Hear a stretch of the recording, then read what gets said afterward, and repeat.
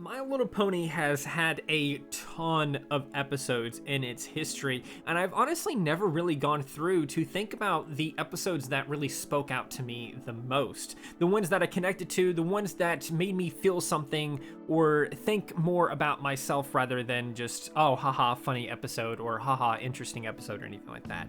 So in today's video, I want to go over a list of episodes that I connected to. Winter Wrap-Up is the first episode I want to talk about. It is an absolute classic from the first season and is really about Twilight figuring out how she can help Ponyville get rid of Winter and make way for the next season. It is really interesting because she volunteers to help and she makes things worse here with this person, and then she goes to help this person and she makes things a little bit worse there, and then she tries to help over here and makes things worse here, and so on until eventually she figures out, or rather the town sort of figures out exactly what role she is most fitted for getting rid of Winter, and she gets her own special role and stuff like that, and it's a happy ending. But if we take a step back here for a moment, the episode is kind of weird because they don't want her to use magic, and the mayor just kind of isn't really doing anything, and she basically ends up taking the mayor's job at the end, at least the job that the mayor probably should have had at the beginning.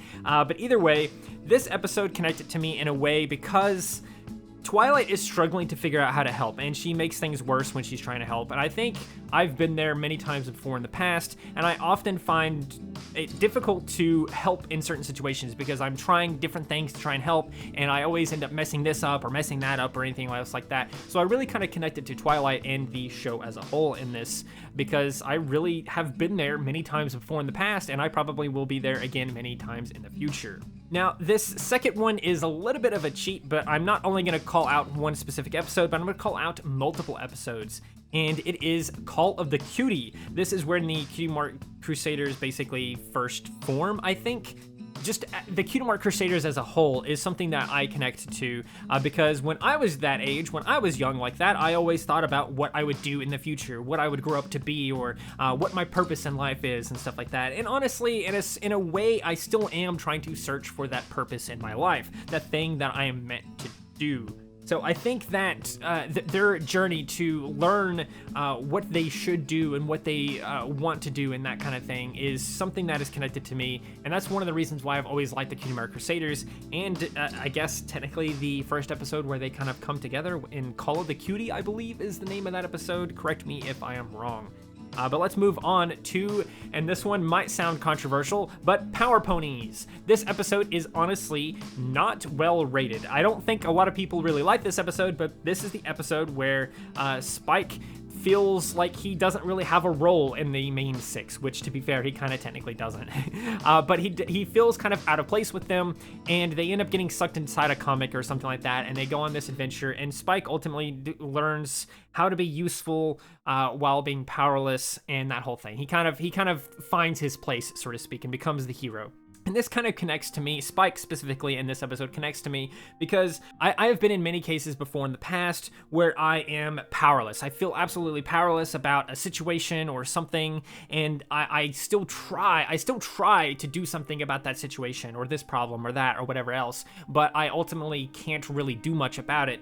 And so I can kind of connect to that feeling of like, wow, I really just don't belong, or I really am useless or powerless here. Why am I even here? I've really connected to that, and I've always appreciated this episode because of that, and I don't know why people hate the episode so much. I genuinely don't know why people hate the episode so much, but it is one of the much lower rated episodes in the series. Pinkie Pride is the next episode on this list, and this one is pretty much very simple. It is basically just that feeling of being replaced. Pinkie Pie is kind of like, oh shit, I'm being replaced, because I might get the name of this episode wrong, but this episode is about where Cheese Sandwich is introduced, and he starts throwing parties and stuff like that, and Pinkie Pie starts to get a little sad and jealous because his parties are actually genuinely really cool, and they now want his parties versus her parties, and it kind of becomes this whole thing where she's kind of lost herself in a way. And I really connected to that because I've been in that case before, not just the jealousy thing, but also just that feeling of being replaced.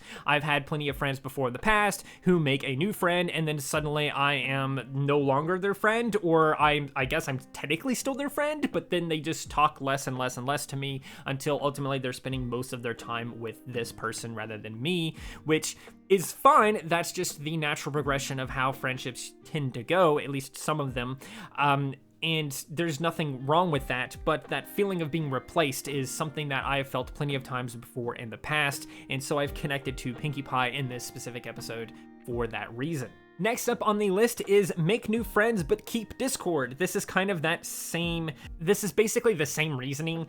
There's that jealousy and replacement. This is the episode where Fluttershy makes this new friend, or introduces this new friend, Treehugger, I believe is her name, and Discord is a little bit jealous, especially when Fluttershy goes to the Grand Galloping Gala with her instead of him, which is a whole big thing, and a lot of hilarity ensues. And so I kind of really connected to Discord in this episode because, again, of that jealousy and replacement, especially in the case of like relationships and stuff like that, because he very clearly likes her, right? But that is kind of the same feelings that I have felt plenty of times before in the past. Just like the last one, it's kind of a jealousy / replacement feeling, and it's not a great feeling, and so I've connected to that before. I've had that same situation happen to me before. Next up is amending fences. I believe, again, I might get the name of some of these wrong, or like the plot of some of these slightly wrong, but the plot of this one is Twilight realizes that she basically abandoned 3 of her friends in Canterlot, or maybe it was 4 of her friends, over in Canterlot when she moved to Ponyville. She just never really stayed in touch with them. She just kind of left to Ponyville, made a bunch of friends there, and just kind of stayed there. She realizes this and decides to go back to them, apologize for leaving, and tries to reconnect to them to make up to them, basically. This kind of works, but then obviously there is Moondancer, who doesn't really quite... She's like, I don't care, you broke my heart, kind of thing.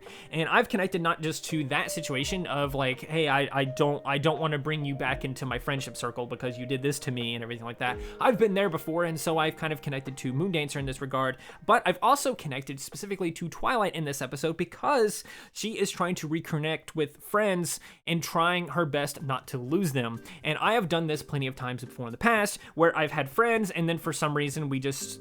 I don't know, just stop talking for a little while, and then I'm like, damn, this person was cool. This person was cool. I want to keep in touch with them, and so I try to keep in touch with them, and it works for a couple of days or something like that, and then they lose touch again, and it's a whole thing. I've been there plenty of times before in the past, and so this episode really speaks out to me for those various reasons there. Next up is very simple, and honestly, a lot of you probably will feel the same, but it is, do princesses dream of magic sheep?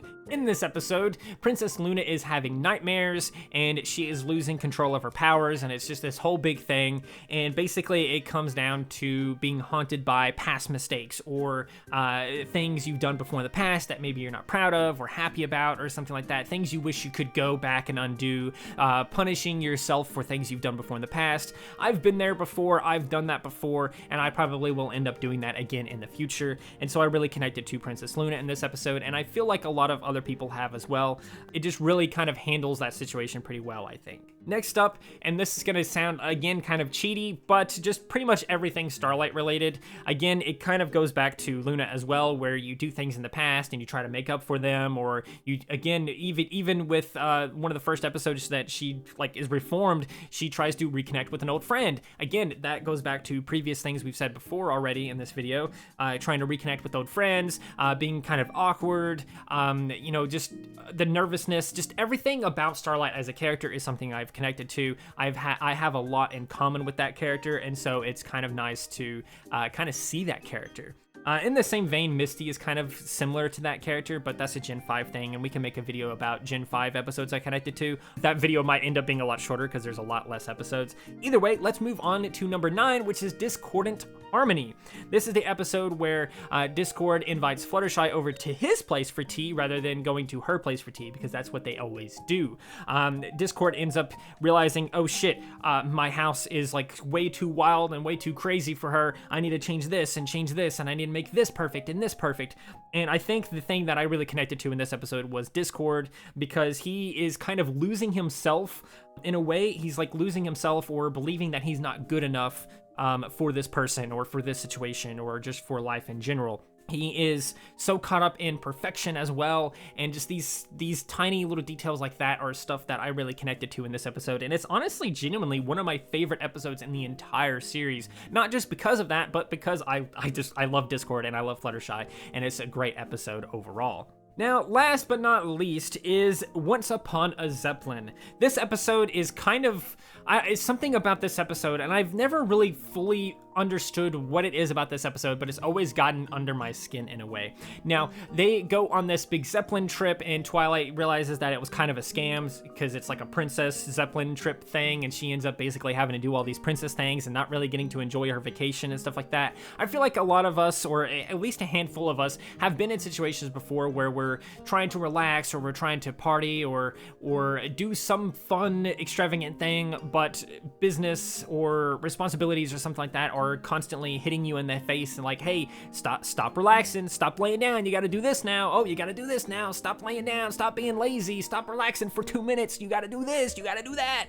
It's kind of it's something that I connected to in that episode, of that constant responsibility, or that constant like, oh shit, I gotta do this now, I gotta do this kind of thing. But it's not just that, it's also kind of just the whole like kind of almost forcing yourself to be nice in a way, unable to speak your mind because it would make people upset and stuff like that. Because ultimately, Twilight really wants to do something about this. She wants to say something about this, but she can't really do a whole lot about it. And it kind of goes back to that powerlessness feeling a little bit.